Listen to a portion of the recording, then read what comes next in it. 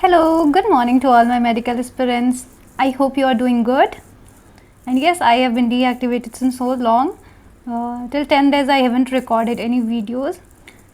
I shouldn't do this, I know, but sorry for that. अब आगे से नहीं ऐसा होगा, मैं करूँगी regular. I was busy somewhere, that's why I couldn't. Okay, my exams are like on the way. I know ये कोई एक्सक्यूज़ नहीं, क्योंकि बेटा आपका खुद ही नीट का एग्ज़ाम होने वाला है. जो लोग भी अगर मुझे रेगुलर देख रहे हैं तो उनके लिए खुद इंपॉर्टेंट होगी. Of course I can get it, but yes the syllabus is almost completed. इसलिए मैंने सोचा कि कोई नहीं, अगर 10 दिन का अगर ब्रेक भी हो जाता है तो इतना कोई बड़ा बात नहीं है. And now I am going to start with PYQs. लेकिन पहले अभी जो लास्ट का आपका एक लेक्चर बाकी है उसको पहले कंप्लीट करते हैं. And after this our whole 12th and 11th is completed. मतलब हमारा इसके बाद पूरा आपका 11th और 12th दोनों ही कंप्लीट हो जाएगा. तो चलिए स्टार्ट करते हैं आपके थाइमस से. अब देखो जो थाइमस बेटा होता क्या है, तो जो थाइमस ग्लैंड होती है ये एक लोबुलर स्ट्रक्चर होती है जो कि कहाँ पे लोकेटेड होती है, आपके लंग्स के बिहाइंड. मतलब located between lungs and behind the sternum. जो दोनों लंग्स के बीच में और आपके स्टर्नम से पीछे कहाँ पे, तो ventral side of aorta. That means कि ये कैसी होगी, इसी सरफेस पे होगी. Because this is back side is your dorsal, और जो सामने वाला सरफेस होता है उसे हम लोग क्या बोलते हैं बेटा, वेंट्रल बोलते हैं. तो आपकी थाइमस की पोजीशन ये रहेगी. एंड जो थाइमस होती है इसका काम क्या होता है, तो ये हमारे इम्यून सिस्टम को क्या करती है, डेवलप करती है. और ये ग्लैंड आपकी सिक्रीट करती है पेप्टाइड हार्मोन्स जैसे कि थाइमोसिन्स. तो ये जो आपके थाइमोसिन्स हार्मोन होंगे उससे कौन सिक्रीट करेगी, तो आपकी थाइमस. एंड थाइमोसिन्स का काम क्या होता है, तो ये डिफ्रेंशिएट करते हैं आपके टी लिम्फोसाइट्स को, जो कि आपकी सेल मीडिएटेड इम्यूनिटी को प्रोवाइड करते हैं. इसके साथ और क्या काम होता है, तो जो आपके थाइमोसिन्स होते हैं वो क्या करते हैं, आपके एंटीबॉडीज़ के प्रोडक्शन को रेट को बढ़ाते हैं, साथ ही साथ आपके ह्यूमरल इम्यूनिटी को देते हैं. और थाइमस जो होती है हमारी डीजनरेट हो जाती है. किसी भी एक ओल्ड इंडिविजुअल की बात करें तो आपसे इससे क्वेश्चन आता है कि थाइमस जो होती है किसकी इनलार्ज होगी, एडल्ट की इनलार्ज होगी या फिर एक बेबी की इनलार्ज होती है. तो जो थाइमस होते हैं आपके बेबीज़ में ज़्यादा स्ट्रॉन्गर होते हैं as compare to the older ones. तो थाइमस जो होती है धीरे धीरे क्या हो जाती है, डीजनरेट. मतलब उसकी साइज़ छोटी होती जाती है जैसे एक इंसान क्या होता है, ओल्ड एज की तरफ मूव करता है. डैट मीन्स कि आपकी थाइमोसिन्स की प्रोडक्शन कम हो जाएगी. जब थाइमोसिन का प्रोडक्शन कम होगा तो आपके बॉडी में क्या टी लिम्फोसाइट्स का प्रोडक्शन अच्छा हो सकता है, ऑफ कोर्स नॉट. तो आपकी बॉडी में जो टी लिम्फोसाइट्स के जो प्रोडक्शन है उसमें भी काफ़ी ज़्यादा वेरिएशंस हो जाएंगे. तो इसके रिजल्ट में हमें क्या देखने को मिलेगा, जो इम्यून रिस्पॉन्स होते हैं आपके ओल्ड पर्सन्स के वो कैसे हो जाते हैं, कमज़ोर हो जाते हैं. बट आप बच्चों में देखोगे तो बच्चों की इम्यून रिस्पॉन्स मतलब इम्यून सिस्टम जो रिस्पॉन्स करती है काफ़ी अच्छा करती है और स्ट्रॉन्ग रिस्पॉन्स आती है उधर से. ओके, अब आते हैं बेटा आपकी एड्रिनल ग्लैंड. अब एड्रिनल ग्लैंड का क्या काम होता है, देखो ये एड्रिनल ग्लैंड जो होती है किडनी के ऊपर हमारी प्रेजेंट होती है. दिस स्ट्रक्चर इसको बोलते हैं एड्रिनल ग्लैंड. जैसे कि हमारे बॉडी में 1 पेयर ऑफ एड्रिनल ग्लैंड्स पाए जाते हैं जो कि आपके अबव ईच किडनी वो प्रेजेंट होती है. ये जो ग्लैंड्स होते हैं ये आपके दो तरह के टिश्यूज से बने होते हैं. एक होती है सेंट्रली लोकेटेड टिश्यू जिसे हम लोग क्या बोलेंगे, एड्रिनल मेडुला. मतलब जो अंदर वाला पार्ट होता है हमेशा उसे मेडुला बोलते हैं, और जो बाहर वाला पार्ट होता है उसे हम क्या बोल देंगे बेटा, एड्रिनल कॉर्टेक्स. और आउटसाइड जो है वो क्या प्रेजेंट रहेगी, आपकी एड्रिनल कॉर्टेक्स. अगर आपको याद होगा किडनी में भी सेम इसी प्रकार थी. तो किडनी में भी जो इनर पार्ट थी उसे हम लोग मेडुला बोल रहे थे और एक्सटर्नल पार्ट को क्या बोल रहे थे, आपके कॉर्टेक्स बोल रहे थे. और ये हमारे हार्मोन्स जो होते हैं इसमें से प्रोड्यूस होते हैं एड्रिनल कॉर्टेक्स से, और ये हमारे कार्बोहाइड्रेट के मेटाबॉलिज्म को क्या करते हैं, एक्टिवेट करते हैं. साथ ही साथ आपके समटाइम्स एक्यूट वीकनेस और फटीग को भी कॉज करते हैं, और इस डिजीज़ को बोला जाता है एडिसन्स डिजीज़. तो आप देखो इस जो कॉर्टेक्स एरिया होगा तो that cortex area is responsible for the carbohydrate metabolism. अगर वो कार्बोहाइड्रेट मेटाबॉलिज्म को अच्छे से नहीं कर पाएगी, मतलब आपकी बॉडी की जो डिमांड है वो फुलफिल नहीं हो पाएगी, तो आपको क्या फील होगा, वीकनेस फील होगी, थकावट लगेगी. और जो वो वीकनेस और थकावट होती है उसे हम लोग बोलते हैं Edison's disease. It's not like कि सबको ये बीमारी होगी, ऐसा आप नहीं कह सकते हो कि जिसको थकावट हो, मैम मुझे थकावट हो रही है, फटिगनेस हो रही है तो क्या मैं भी Addison's disease, no of course not. There are more sign and symptoms of this diseases. Okay, so you can't say like that.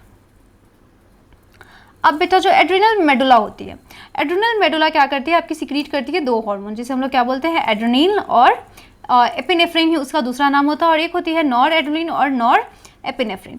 इसको हम लोग कॉमनली क्या बोलते हैं, कैटकोलामाइंस। जो एड्रेनलिन एंड नॉर एड्रेनलिन होते हैं ये रैपिडली सिक्रीट करते हैं किसके रिस्पॉन्स में, कोई भी अगर स्ट्रेस जनरेट हो रहा है, चाहे वो किसी प्रकार का स्ट्रेस हो, तो उस टाइम पे ये क्या होंगे, रिलीज होते हैं। और साथ ही साथ ये एक इमरजेंसी सिचुएशन में भी रिलीज होते हैं, इसलिए इसे क्या बोला जाता है, इमरजेंसी हार्मोन्स और हार्मोन्स ऑफ फाइट और फ्लाइट। तो आपकी बॉडी में जो आपको ऑलरेडी भी पता होगा कि जो भी इमरजेंसी हार्मोन्स होते हैं उसे हम लोग क्या बोलते हैं, एड्रेनलिन या फिर नॉर एड्रेनलिन। अब जो ये हार्मोन्स होती है बेसिकली करती क्या है, मतलब इस हार्मोन्स के इफेक्ट्स आपके बॉडी पे कैसे पता चलेंगे कि ये हार्मोन एक्टिवेट है, मतलब आपका इमरजेंसी हार्मोन एक्टिवेट है, how you will get to know that. तो इससे क्या होगी, आपकी अलर्टनेस बढ़ जाएगी, साथ ही साथ आपके प्यूपिल्स में जो डायलेशन है वो भी इंक्रीज हो जाएगी। पाइलो इरेक्शन, दैट मीन्स कि आपके जो स्किन पे जो हेयर प्रेजेंट होते हैं वो क्या हो जाएंगे, इरेक्ट हो जाएंगे। स्वेटिंग होगी, और इसमें जो आपके हार्मोन्स होते हैं ये क्या करते हैं, हार्ट बीट को बढ़ा देते हैं, हार्ट के कॉन्ट्रैक्शन को भी, मतलब उसकी स्ट्रेंथनिंग जो होती है उसको इंक्रीज कर देते हैं, रेस्पिरेटरी रेट को भी बढ़ाते हैं। और कैटकोलामाइंस और क्या करती है, तो आपकी ग्लाइकोजन को ब्रेक डाउन करने में हेल्प करती है, जिसकी वजह से आपके ग्लूकोज लेवल ब्लड में बढ़े हुए देखने को मिलेंगे कैटकोलामाइंस के एक्टिविटी की वजह से। साथ ही साथ और ये क्या करते हैं, तो आपके स्टिमुलेट करते हैं लिपिड्स एंड प्रोटीन्स के भी ब्रेक डाउन को। Okay, so these are the function of what, adrenal medulla. Adrenal medulla क्या करती है, आपके एड्रेनलिन ये सारे को रिलीज करती है, और इसको पूरे को कॉमनली जैसे एड्रेनलिन और नॉन एड्रेनलिन को क्या बोलेंगे, तो कैटकोलामाइंस। याद रखिएगा, कैटकोलामाइंस क्या करती है, तो आपके ग्लाइकोजन, मतलब जो स्टोर्ड फैट रहती है बेसिकली आपके बॉडी में, स्टोर्ड ग्लूकोज के फॉर्म में रहती है ग्लाइकोजन, तो उसको क्या करते हैं, तोड़ देते हैं with the help of glucagon, जो कि हाँ अल्फा सेल्स ऑफ पेनक्रियाज बनाते हैं, आइलेट्स। अब एड्रिनल कॉर्टेक्स जो होते हैं वो भी डिवाइडेड है 3 लेयर्स में, जो कॉर्टेक्स वाला पार्ट है। एक है जोना लेटिकुलरिस जो कि इनर लेयर होती है, जोना फेसिकुलेटा जो कि एक मिडिल लेयर होती है, जोना ग्लोमेरुलसा जो कि आपकी क्या होती है बेटा, आउटर लेयर होती है। ये जो एड्रिनल कॉर्टेक्स होते हैं ये क्या करते हैं, बहुत सारे हार्मोन्स को सिक्रीट करते हैं, जिसे हम कॉमनली क्या बोलेंगे, कॉर्टिकॉइड्स।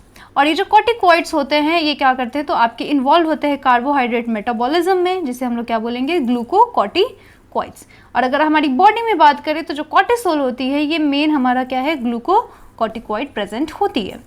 अब कॉर्टिकॉइड्स जो है इसका काम क्या होता है, तो कॉर्टिकॉइड्स हमारे वाटर बैलेंस, साथ ही साथ आपके इलेक्ट्रोलाइट्स आपके बॉडी में, और मिनरलोकॉर्टिकॉइड्स को भी क्या करते हैं, ये बैलेंस करके रखते हैं। और सॉरी, कॉर्टिकॉइड्स जो होती है वाटर और इलेक्ट्रोलाइट्स के साथ ये काम करती है, और इसको हम लोग क्या बोलते हैं, मिनरलोकॉर्टिकॉइड्स, क्योंकि ये water is water minerals and electrolytes is also a mineral, इसलिए इसे मिनरलोकॉर्टिकॉइड्स बोलते हैं। फिर आपके एक और आते हैं एल्डोस्टेरोन। एल्डोस्टेरोन जो होता है ये मेन मिनरलोकॉर्टिकॉइड हमारे बॉडी में पाया जाता है। तो एल्डोस्टेरोन क्या है, तो मिनरलोकॉर्टिकॉइड्स है, जो कि कौन प्रोड्यूस कर रहा है, एड्रिनल कॉर्टेक्स। आपको ये याद रखना चाहिए। इसमें बहुत सारे आपके हार्मोन्स आपको याद रखने वाले ही पार्ट है, समझना तो बिल्कुल है, but this is more like you have to remember. मैंने भी याद ही किए थे, अभी भी मैं भूल जाती हूँ, इट्स नॉट लाइक कि मुझे सारे याद रहते हैं, बट हाँ you have to remember this all.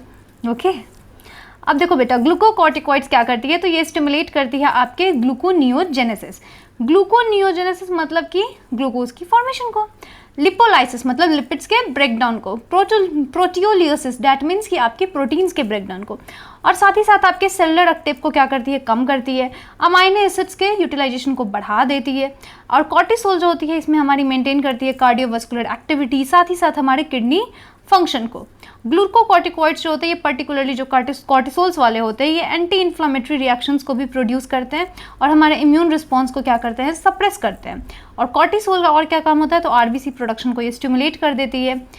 तो ये आपके कॉर्टिसोल के फंक्शन होगी। तो क्या कॉर्टिसोल हमारे बॉडी के लिए बहुत अच्छा है, is it a good hormone और a bad hormone to our body?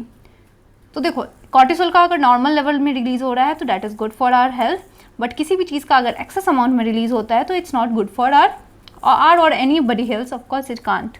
Okay, अब आते हैं जो एल्डोस्टेरोन होते हैं। तो एल्डोस्टेरोन क्या करती है, आपकी एक्ट करती है रीनल ट्यूब्यूल्स पे, और ये आपके रीएब्जॉर्प्शन को बढ़ाती है, सोडियम की और साथ ही साथ वाटर की, एक्सक्रीट आउट करती है आपके potassium ions and phosphate ions को। एल्डोस्टेरोन आपके मेंटेन करती है electrolytes, body fluid volume, osmotic pressure and blood pressure को। अगर कम अमाउंट है, मतलब स्मॉल अमाउंट के अगर एंड्रोजेनिक स्टेरॉइड्स अगर लिया जा रहा है तो ये भी क्या करती है, सिक्रीट करे। हाँ, ये भी हमारे सिक्रीट होते हैं कहाँ से, आपके एड्रिनल कॉर्टेक्स से, जो कि आपके एक्सियल हेयर के ग्रोथ में, साथ ही साथ आपके pubic hairs, facial hair, puberty के टाइम पे क्या करते हैं, ये आते हैं। तो ये मेल और फीमेल दोनों में ही होते हैं androgenic steroids and this will give you the appearance, आपकी जो सेक्सुअल सेकेंडरी सेक्सुअल कैरेक्टरिस्टिक्स होते हैं उसके अपीयरेंस में ये हेल्प करते हैं। अब आते हैं फंक्शन आपके बेटा पेनक्रियाज का क्या काम होता है। अब देखो पेनक्रियाज आपकी क्या है, तो ये एक कंपोजिट ग्लैंड है, दैट मीन्स कि ये किसकी तरह काम करेगी, दोनों की तरह काम करेगी, एक्सोक्राइन भी होगी और साथ ही साथ ये एंडोक्राइन भी होगी। तो pancreas is both exocrine and endocrine gland. ये जो एंडोक्राइन पेनक्रियाज होते हैं इसके पास क्या प्रेजेंट होते हैं, आइलेट्स ऑफ लैंगरहैंस, और इसमें about 1 to 2 millions islets of Langerhans हमारे एक नॉर्मल ह्यूमन पेनक्रियाज में होती है, और जो कि रिप्रेजेंट करती है आपकी 1 से 2% आपके पेनक्रियाटिक टिश्यू आपके बॉडी में पाए जाते हैं। इसमें दो तरह के आपके सेल्स प्रेजेंट होते हैं आइलेट्स ऑफ लैंगरहैंस में, जिसे हम लोग क्या बोलते हैं, alpha cells and beta cells. ये जो आपके अल्फा सेल्स होते हैं ये सिक्रीट करते हैं हार्मोन ग्लूकागॉन, और जो बीटा सेल्स होती है वो क्या सिक्रीट करती है, इंसुलिन। अब देखते हैं ग्लूकागॉन क्या है और इंसुलिन क्या है। ग्लूकागॉन अगर बढ़ जाए या कम हो जाए तो उसकी वजह से कौन सी बीमारी होती है, अगर इंसुलिन अगर कम हो जाए या बढ़ जाए तो उसकी वजह से हमारी कौन सी डिजीज़ होती है। तो ग्लूकागॉन क्या होती है, आपकी एक पेप्टाइड हार्मोन है जो कि काफ़ी इंपॉर्टेंट रोल प्ले करती है आपके नॉर्मल ब्लड ग्लूकोज लेवल्स को मेंटेन करने में। ग्लूकागॉन हमारी एक्ट भी करती है मेनली हमारे लिवर सेल्स, जिसे हम लोग क्या बोलेंगे, हेपेटोसाइट्स, और स्टिमुलेट करती है ग्लाइकोजिनोलाइसिस, मतलब ग्लाइकोजन की ब्रेकडाउन को, मतलब ग्लूकागॉन क्या करेगी, तो ग्लाइकोजन को तोड़ने का काम करेगी, जिसकी वजह से हमारा ब्लड शुगर बढ़ जाता है, जिसे हम लोग क्या बोलते हैं, हाइपरग्लाइसीमिया। तो आपके अगर ग्लूकागॉन का एक्शन बहुत ज़्यादा हो जाए, जो कि अगर आपने खाना खाया, ठीक है, ग्लूकोज का इस्तेमाल जितना होना था हो चुका है, जो लेफ्ट ओवर ग्लूकोज आपके बॉडी में स्टोर्ड हो गई थी in the form of glycogen, अब वो ग्लाइकोजन भी क्या कर रही है, ग्लूकागॉन के एक्टिविटी की वजह से कंटिन्यूसली वो टूटते जा रही है। दैट मीन्स आपके बॉडी में ग्लूकोज लेवल तो बढ़ रही है but you are not using it. आप जब उसका इस्तेमाल नहीं कर रहे हो तो डैट मीन्स आपकी ब्लड शुगर लेवल क्या हो जाएगी, बढ़ जाएगी। तो इसको हम लोग बोलते हैं हाइपरग्लाइसीमिया, और इस हार्मोन को इसलिए बोला जाता है हाइपरग्लाइसेमिक हार्मोन। तो आपको ये ध्यान रखना होगा ग्लूकागॉन बेसिकली हाइपरग्लाइसेमिक हार्मोन क्यों बोला गया है, द रीजन बिहाइंड इट, क्योंकि ये क्या करती है, हमारे ग्लूकोज के सिंथेसिस को, मतलब ग्लूकोज को वापस से कन्वर्ट कर देती है। और ये हार्मोन जो होती है आपके प्रोसेस ग्लूकोनियोजेनेसिस में मतलब रोल प्ले करती है एंड आपकी हाइपरग्लाइसीमिया करती है कंडीशन। ग्लूकागॉन जो होते हैं आपके सेलुलर ग्लूकोज अपटेक लेवल को कम कर देती है एंड यूटिलाइजेशन को भी, इसलिए ग्लूकागॉन को क्या बोला गया है, हाइपरग्लाइसेमिक हार्मोन। अब इंसुलिन क्या है, तो इंसुलिन भी पेप्टाइड हार्मोन ही है, मतलब ये प्रोटीन से ही बने हुए हैं। इसका भी रोल क्या होता है, तो आपके ग्लूकोज होम्योस्टेसिस को ही मेंटेन करके रखना, मतलब कि आपके बॉडी में जो ग्लूकोज का लेवल है वो कैसा रहना चाहिए, नॉर्मल रहना चाहिए, optimal level, not more than not less than, इस तरीके से नहीं होना चाहिए। तो इंसुलिन भी मेनली हमारी किस पे काम करती है, तो हेपेटोसाइट्स एंड एडिपोसाइट्स, मतलब ये लिवर सेल्स के साथ ही साथ हमारे एडिपोज टिश्यू पे भी फंक्शन करती है। और ये सेलुलर ग्लूकोज लेवल की क्या करती है, अपटेक को बढ़ा देती है, मतलब उसके यूटिलाइजेशन को इंक्रीज कर देती है। तो इसके रिजल्ट में क्या होता है, तो आपकी यहाँ पे रैपिडली मूवमेंट हो जाते हैं ग्लूकोज की, कहाँ से, blood to hepatocytes and adipocytes से, और जिसकी वजह से आपके ब्लड ग्लूकोज लेवल्स क्या हो जाती है, कम हो जाती है, जिसे हम लोग क्या बोलेंगे, हाइपोग्लाइसीमिया। और इंसुलिन साथ ही स्टिमुलेट करती है आपके कन्वर्जन को ग्लूकोज टू ग्लाइकोजन में, जिसे हम लोग क्या बोलते हैं, ग्लाइकोजेनेसिस, हमारे टारगेट सेल्स में।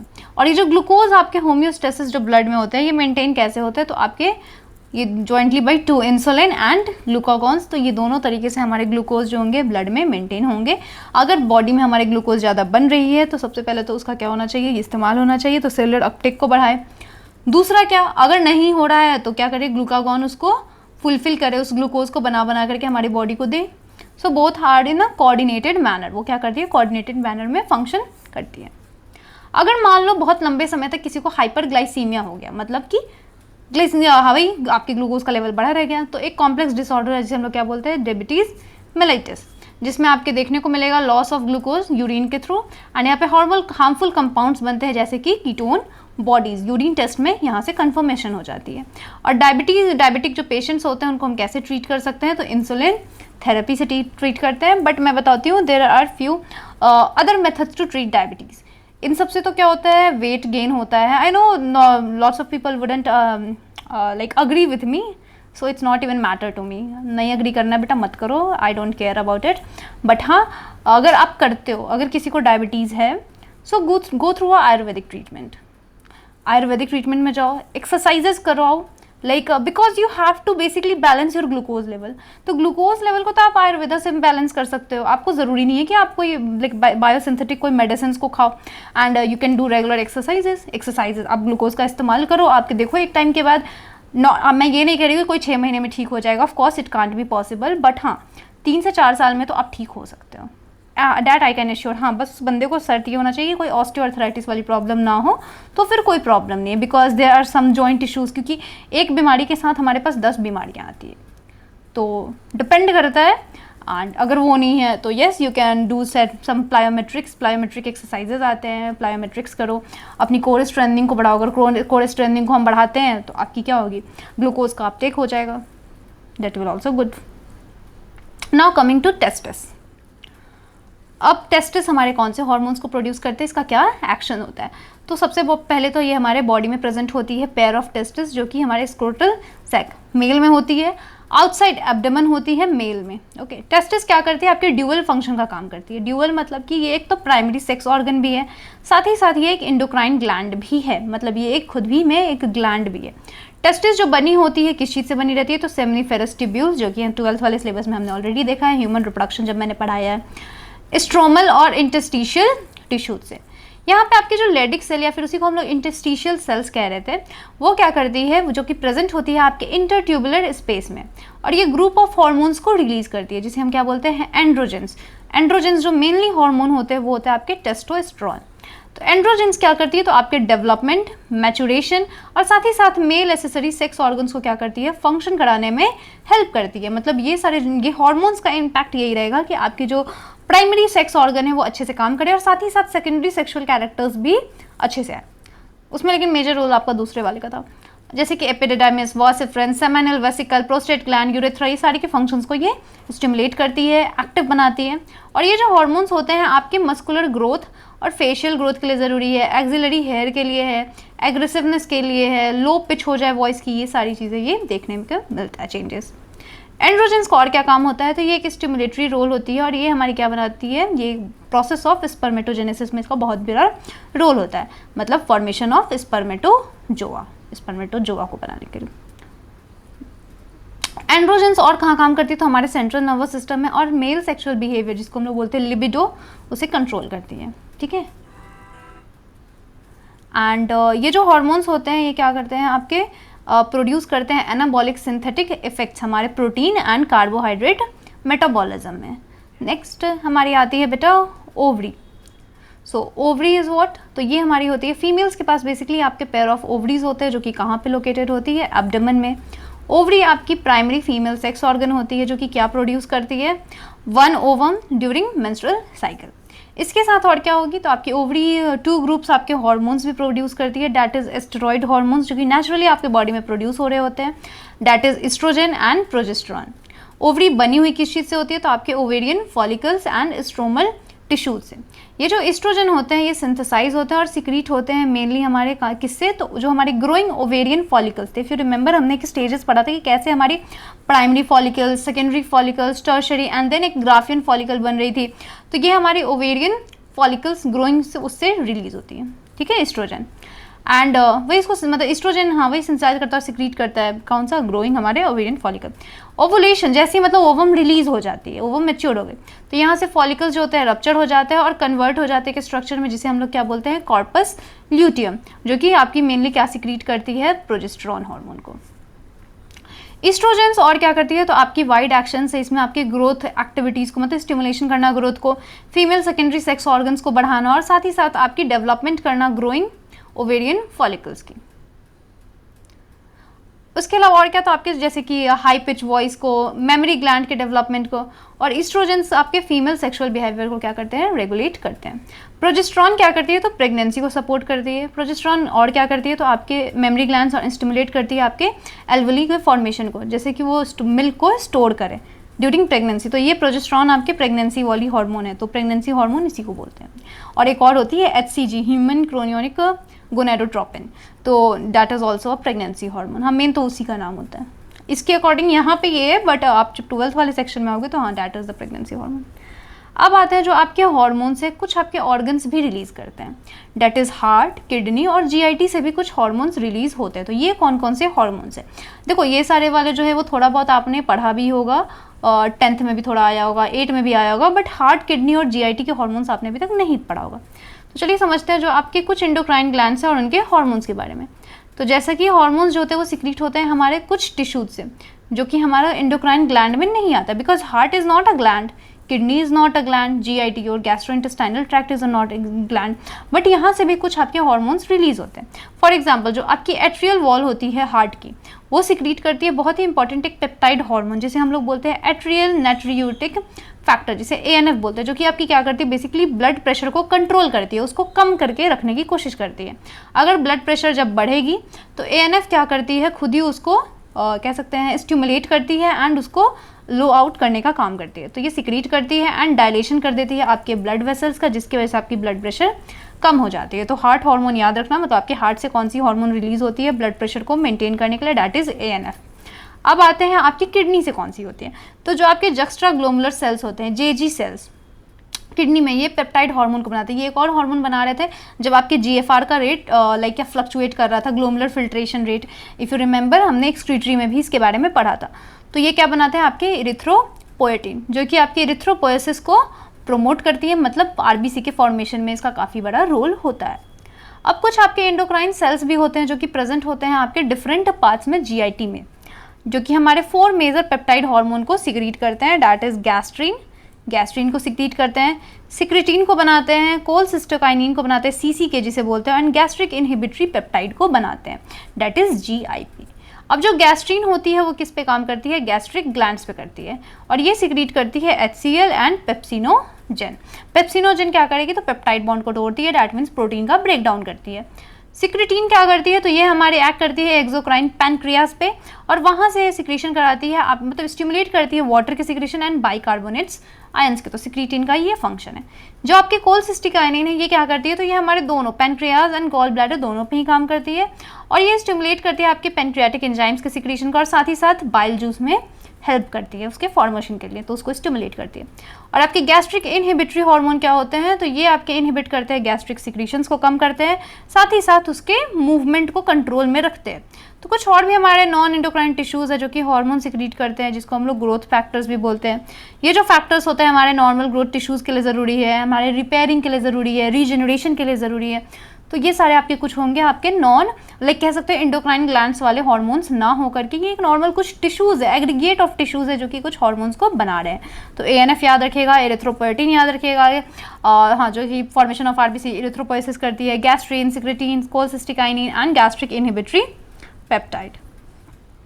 अब बेटा देखते हैं हमारे हार्मोन्स का मैकेनिज्म क्या होता है, मतलब how do hormone act.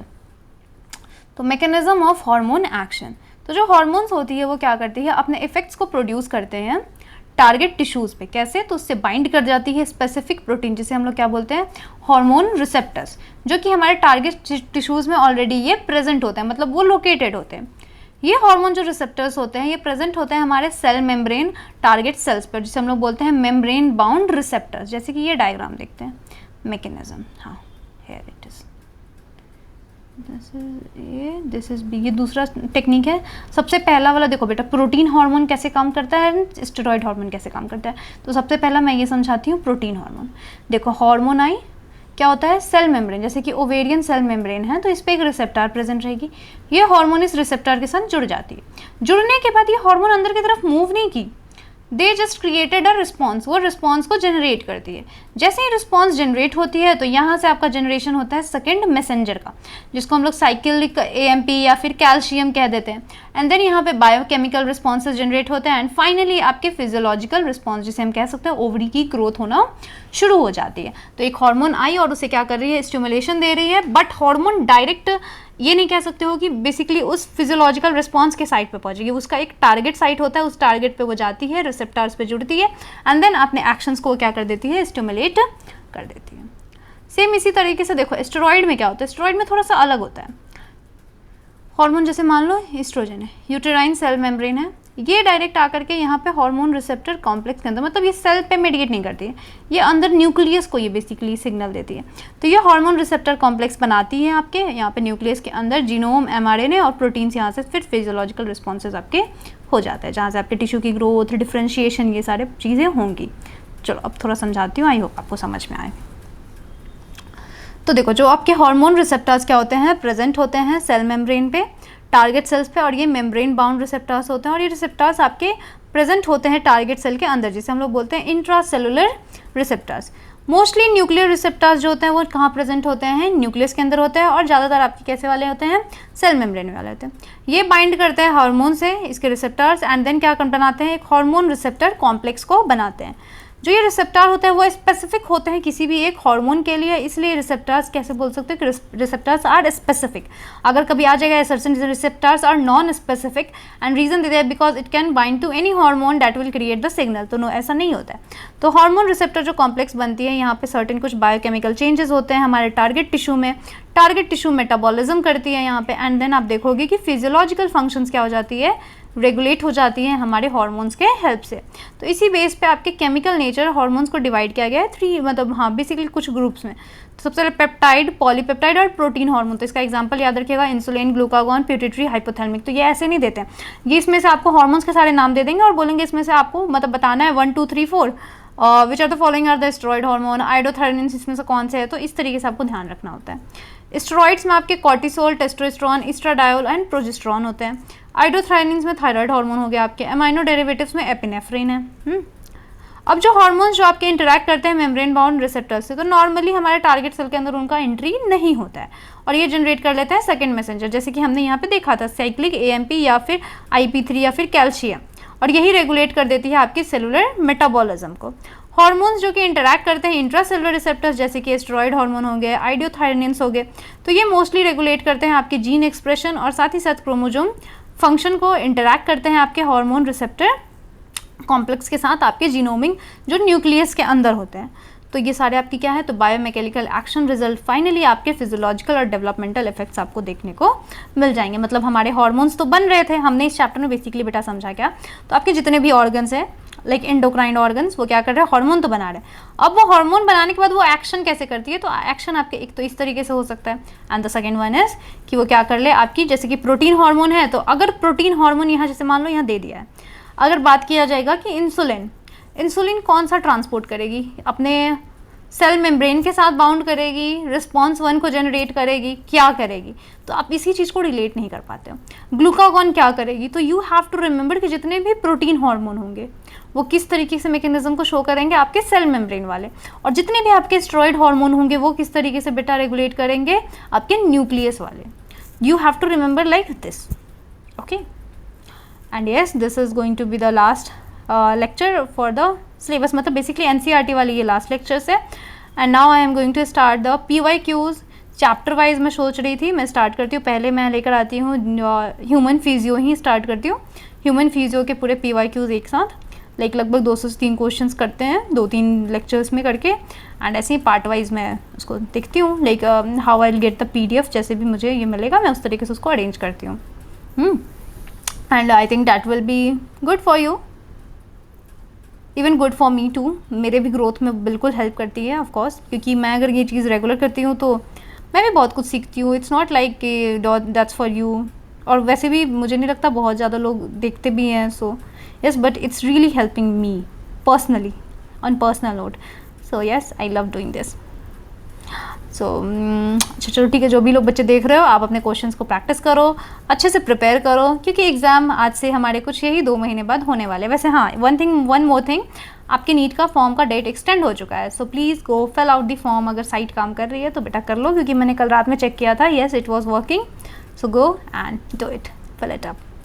Bye bye, take care and see you in the next video, bye bye.